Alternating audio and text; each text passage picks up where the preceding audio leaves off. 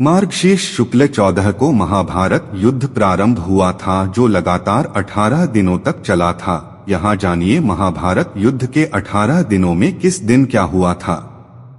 पहला दिन।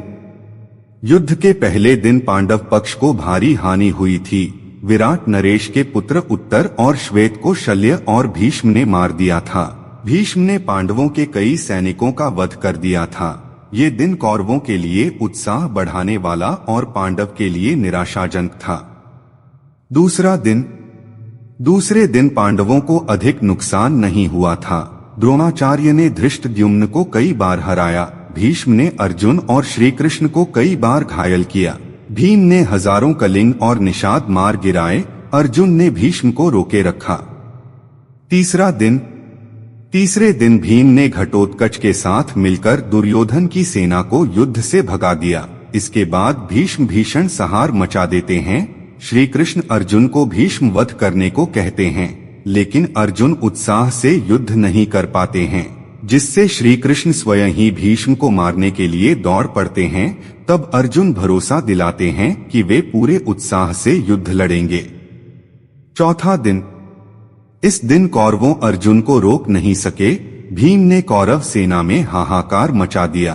दुर्योधन ने अपनी गज सेना भीम को मारने के लिए भेजी, लेकिन घटोत्कच के साथ मिलकर भीम ने उन सबको मार दिया। भीष्म से अर्जुन और भीम का भयंकर युद्ध हुआ। पांचवां दिन। युद्ध के 5वें दिन भीष्म ने पांडव सेना में खलबली मचा दी। भीष्म को रोकने के लिए अर्जुन और भीम ने उनसे युद्ध किया। सात्यकी ने द्रोणाचार्य को रोके रखा।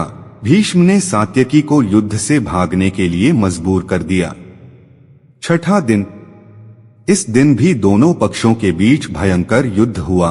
दुर्योधन क्रोधित होता रहा, लेकिन भीष्म उसे आश्वासन देते रहे और पांचाल सेना का संहार कर दिया। सातवां दिन। सातवें दिन अर्जुन कौरव सेना पर हावी हो जाता है। धृष्टद्युम्न दुर्योधन को युद्ध में हरा देता है। अर्जुन का पुत्र इरावान विंद और अनुविंद को हरा देता है। दिन के अंत में भीष्म पांडव सेना पर हावी हो जाते हैं। आठवां दिन। आठवें दिन भी भीष्म पांडव सेना पर हावी रहते हैं। भीम धृतराष्ट्र के 8 पुत्रों का वध कर देता है। राक्षस अम्बलुष अर्जुन पुत्र इरावान का वध कर देता है। घटोत्कच दुर्योधन को अपनी माया से प्रताड़ित करता है। तब भीष्म की आज्ञा से भगदत्त घटोत्कच, भीम, युधिष्ठिर व अन्य पांडव सैनिकों को पीछे ढकेल देता है। दिन के अंत तक भीम धृतराष्ट्र के 9 और पुत्रों का वध कर देता है। नवां दिन। नवें दिन दुर्योधन भीष्म से कर्ण को युद्ध में लाने की बात कहता है। तब भीष्म उसे आश्वासन देते हैं कि या तो श्री कृष्ण को युद्ध में शस्त्र उठाने के लिए विवश कर देंगे या किसी एक पांडव का वध कर देंगे। युद्ध में भीष्म को रोकने के लिए श्री कृष्ण को अपनी प्रतिज्ञा तोड़नी पड़ती है और वे शस्त्र उठा लेते हैं। इस दिन भीष्म पांडवों की सेना का अधिकांश भाग समाप्त कर देते हैं। 10वां दिन।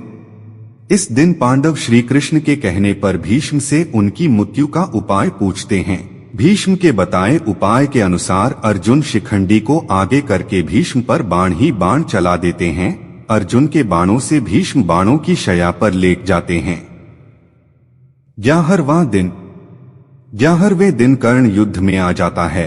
कर्ण के कहने पर द्रोणाचार्य को सेनापति बनाया जाता है। दुर्योधन और शकुनी द्रोण से कहते हैं कि युधिष्ठिर को बंदी बना लेंगे तो युद्ध खत्म हो जाएगा। दुर्योधन की योजना अर्जुन पूरी नहीं होने देता है। कर्ण भी पांडव सेना का भारी संहार करता है। 12वां दिन।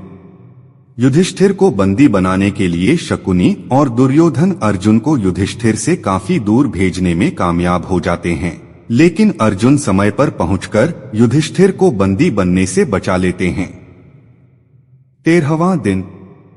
इस दिन दुर्योधन राजा भगदत्त को अर्जुन से युद्ध करने के लिए भेजता है। भगदत्त भीम को हरा देते हैं। अर्जुन के साथ युद्ध करते हैं। श्री कृष्ण भगदत्त के वैष्णवास्त्र को अपने ऊपर लेकर अर्जुन की रक्षा करते हैं। अर्जुन भगदत्त की आंखों की पट्टी तोड़ देता है, जिससे उसे दिखना बंद हो जाता है। अर्जुन इस अवस्था में ही उनका वध कर देता है। इसी दिन द्रोण युधिष्ठिर के लिए चक्रव्यूह रचते हैं, जिसे केवल अभिमन्यु तोड़ना जानता था, लेकिन निकलना नहीं जानता था। युधिष्ठिर भीम आदि को अभिमन्यु के साथ भेजता है, लेकिन चक्रव्यूह के द्वार पर जयद्रथ सभी को रोक देता है।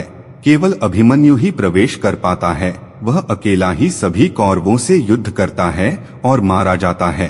पुत्र अभिमन्यु का अन्यायपूर्ण तरीके से वध हुआ देखकर अर्जुन अगले दिन जयद्रथ वध करने की प्रतिज्ञा ले लेता है और ऐसा न कर पाने पर अग्नि समाधि लेने को कह देता है। 14वां दिन। अर्जुन की अग्नि समाधि वाली बात सुनकर कौरव जयद्रथ को बचाने योजना बनाते हैं। द्रोण जयद्रथ को बचाने के लिए उसे सेना के पिछले भाग में छिपा देते हैं, लेकिन श्री कृष्ण द्वारा किए गए सूर्यास्त के कारण जयद्रथ बाहर आ जाता है और अर्जुन और वध कर देता है। इसी दिन द्रोण द्रुपद और विराट को मार देते हैं। 15वां दिन। इस दिन पांडव छल से द्रोणाचार्य को अश्वत्थामा की मृत्यु का विश्वास दिला देते हैं, जिससे निराश हो द्रोण समाधि ले लेते हैं।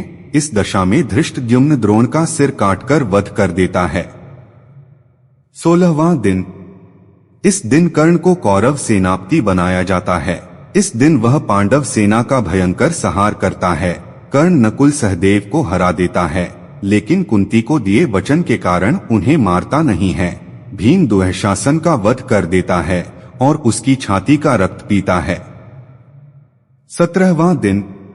17वें दिन कर्ण भीम और युधिष्ठिर को हरा देता है, लेकिन कुंती को दिए वचन के कारण उन्हें मारता नहीं है। युद्ध में कर्ण के रथ का पहिया भूमि में धंस जाता है। तब कर्ण पहिया निकालने के लिए नीचे उतरता है और उसी समय श्री कृष्ण के कहने पर अर्जुन कर्ण का वध कर देता है। फिर शल्य प्रधान सेनापति बने, जिसे युधिष्ठिर मार देता है। 18वां दिन। इस दिन भीम दुर्योधन के बचे हुए सभी भाइयों को मार देता है। सहदेव शकुनी को मार देता है। अपनी पराजय मानकर दुर्योधन एक तालाब में छिप जाता है, लेकिन पांडव द्वारा ललकारे जाने पर वह भीम से गदा युद्ध करता है। तब भीम छल से दुर्योधन की जंघा पर प्रहार करता है। इससे दुर्योधन की मृत्यु हो जाती है। इस तरह पांडव विजयी होते हैं।